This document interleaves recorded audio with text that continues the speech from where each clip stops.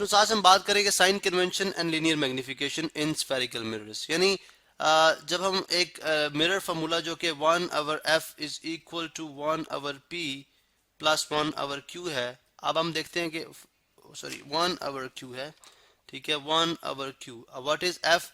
F जो है वो फोकल लेंथ है। फोकल लेंथ क्या है जी? फोकल लेंथ है। अभी हम वन बाय वन इनको डिस्कस करेंगे, ठीक है। पी जो है वो डिस्टेंस, ऑब्जेक्ट का डिस्टेंस होता है फ्रॉम कहाँ से? ऑब्जेक्ट डिस्टेंस फ्रॉम पोल, ठीक है। मैं सिर्फ यहाँ पे लिख रहा हूँ ऑब्जेक्ट डिस्टेंस। और इसी तरह से क्यू जो है वो बेसिकली क्या है? वो है जी इमेज डिस्टेंस फ्रॉम पोल, यानी इमेज का जो डिस्टेंस होगा, इमेज डिस्टेंस फ्रॉम पोल, ठीक है। ये बेसिकली हमारे पास कहलाता है मिरर फार्मूला, ठीक है। अब इसके अंदर देखें, हमने बात की अगर हम एक लेंस ड्रॉ करते हैं, आई मीन एक मिरर हमने बनाया, स्फेरिकल पार्ट में से हमने उसका कुछ पार्ट काट लिया और उसकी अगर हमने बैक साइड पॉलिश कर दी, यानी फर्स्ट ऑफ ऑल हम उसके ऊपर सिल्वर की कोटिंग चढ़ाएंगे, फिर रेड लेड ऑक्साइड लगाएंगे उसी साइड के ऊपर, यानी इसी साइड के ऊपर, तो हमारे पास क्या बन जाएगा? एक कनकेव मिरर बन जाएगा। क्या बन जाएगा? कनकेव मिरर और कन्वर्जिंग मिरर, जो रेज ऑफ लाइट को क्या करेगा? कन्वर्ज कराएगा। किस तरह से? फॉर एग्जांपल अगर मैं एक लाइन ले लूं, ठीक है, वो लाइन जो कि सेंटर ऑफ द इस सेंटर ऑफ द मिरर गुजरती है, उसको हम कहते हैं जी पोल, ठीक है।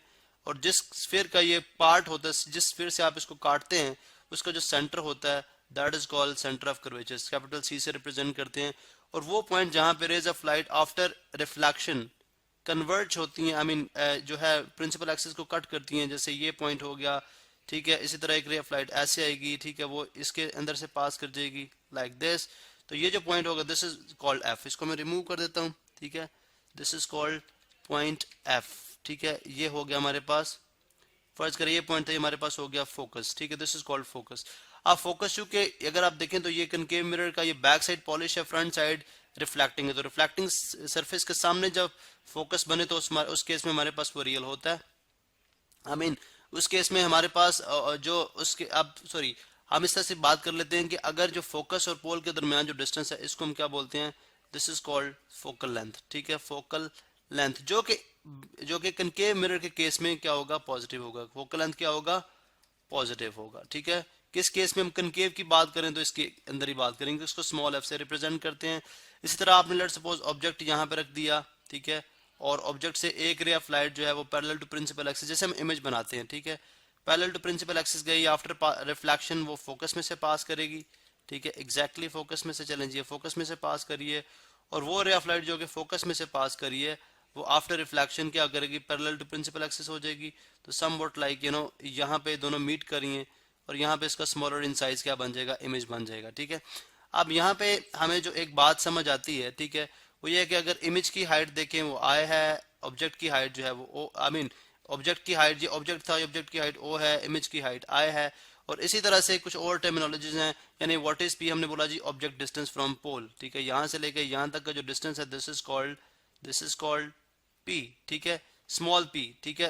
पोल को कैपिटल पी से लिखते हैं, इसको हम क्या करते हैं जी? स्मॉल पी के साथ, स्मॉल पी। इसी तरह इमेज का डिस्टेंस है जो पोल से लेके, वो हमारे पास क्या है? Small Q. अब हम देखते हैं कब हम P पॉजिटिव रखेंगे, कब Q पॉजिटिव रखेंगे, कब F पॉजिटिव रखेंगे। ये हमारी मुराद है साइन कन्वेंशन से। और फिर लीनियर मैग्निफिकेशन से हमारी मुराद ये है कि ऑब्जेक्ट के मुकाबले में जो इमेज बनेगा वो कितना बड़ा बनेगा या कितना छोटा बनेगा, ठीक है।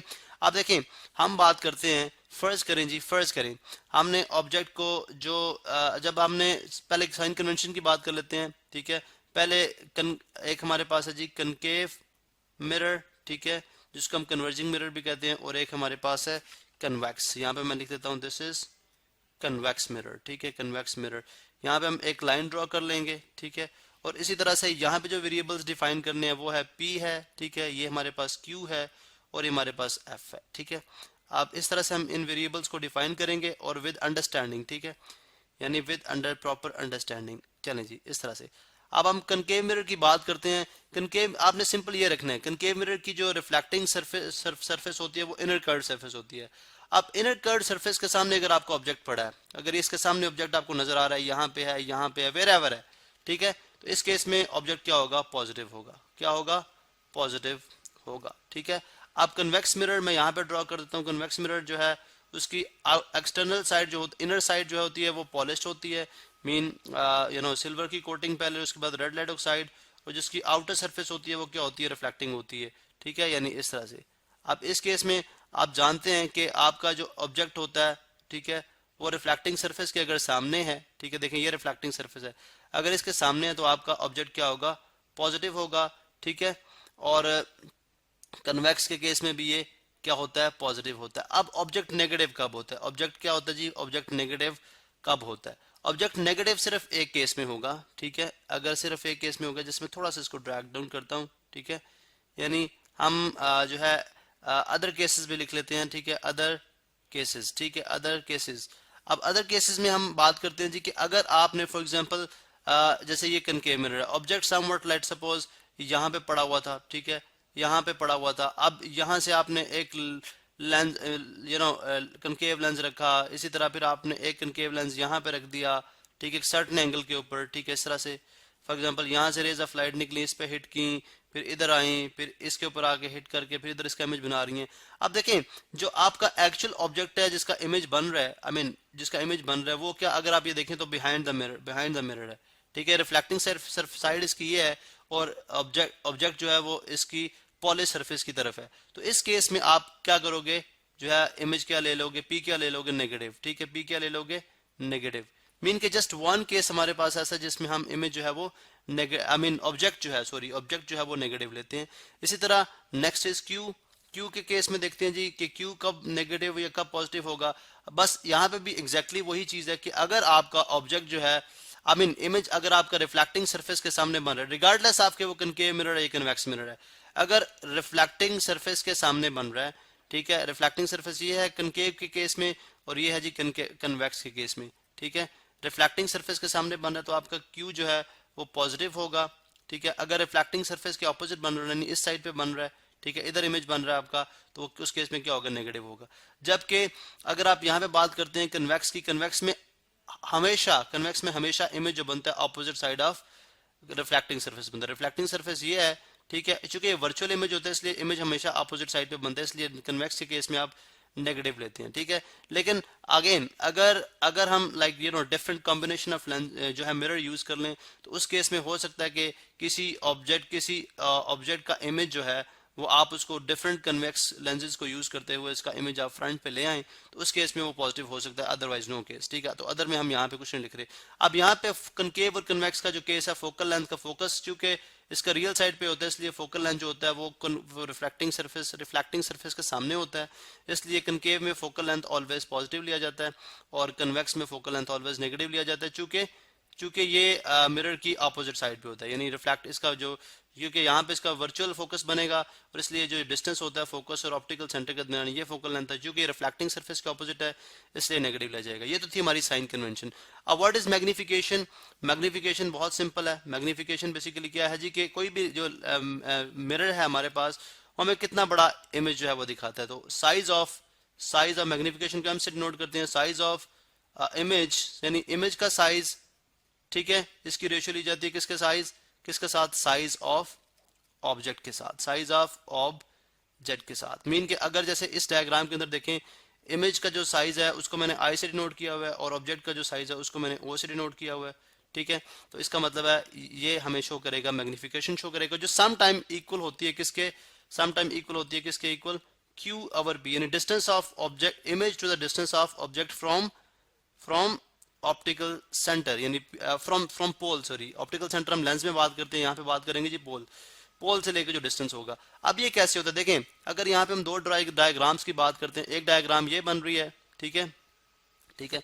इसी तरह जो ऑब्जेक्ट के लिए अगर आप डायग्राम बनाना चाह रहे हैं, आई मीन इमेज के लिए अगर आप डायग्राम बनाना चाह रहे हैं, तो यहाँ पे हम एक और रे ले सकते हैं। जैसे चले हम इस तरह से रे लेते हैं, एक वो रे जो कि पोल में से पास करी है, यानी यहाँ से जाती है, मैं डिफरेंट कलर में शो करता हूँ तो हमारे पास जो ट्राइंगल है वो भी चेंज हो जाएगी। जैसे ये इक्वल एंगल ऑफ इंसिडेंस बनाएगी, इक्वल एंगल ऑफ रिफ्लेक्शन, तो ये दोनों एंगल आपस में क्या है, ये एंगल ऑफ इंसिडेंस है, ये एंगल ऑफ रिफ्लेक्शन है। तो इस केस में दोनों एंगल बराबर हैं और ये 90 डिग्री के एंगल्स हैं। तो अगर इस ट्राइंगल की बात कर लें, अब ये ट्राइंगल मैं डिफरेंट कलर में शो कर रहा हूँ, ठीक है, लाइंस में शो कर रहा हूँ, ठीक है। ये ट्राइंगल की बात कर लें कंप्लीट और इस ट्राइंगल की बात कर लें तो दोनों की दोनों ट्राइंगल्स आपस में क्या है, सिमिलर है, क्योंकि इनके एक एक एंगल 90 डिग्री का जो क्रॉसपॉन्डिंग है, और ये दोनों एंगल जो हैं वो भी आपस में बराबर हैं और कॉन्ग्रुएंट हैं। और जो थर्ड एंगल है, डेफिनेटली अगर दोनों ट्राइंगल्स के दोनों एंगल को सम करके 180 में से सब्ट्रैक्ट करेंगे तो थर्ड एंगल भी बराबर आएगा। तो ट्राइंगल सिमिलर हैं, इसलिए इनकी रेशियोज भी जो है वो हम ले सकते हैं। मीन के अगर मैं रेशियो लेता हूँ कि आई ओवर ओ, मीन के इमेज और ऑब्जेक्ट की जो रेशो होगी, ठीक है, वो डेफिनेटली इनके जो परपेंडिकुलर जो इनकी बेस है, मीन इस ट्राइंगल की बेस क्या होगी, वो P है, इस ट्राइंगल की बेस क्या Q है। तो पहले Q लिख रहे हैं तो Q ओवर P के इक्वल हो जाएगी। इसका मतलब है कि size of image to the size of object किसके इक्वल हो सकता है, Q ओवर P के इक्वल भी हो सकता है।